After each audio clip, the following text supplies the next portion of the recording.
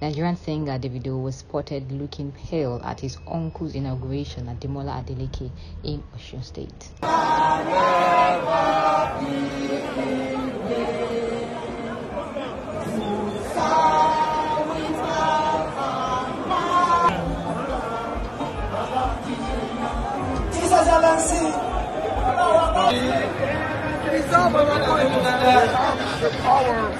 No time to be wasted. To serve and appoint.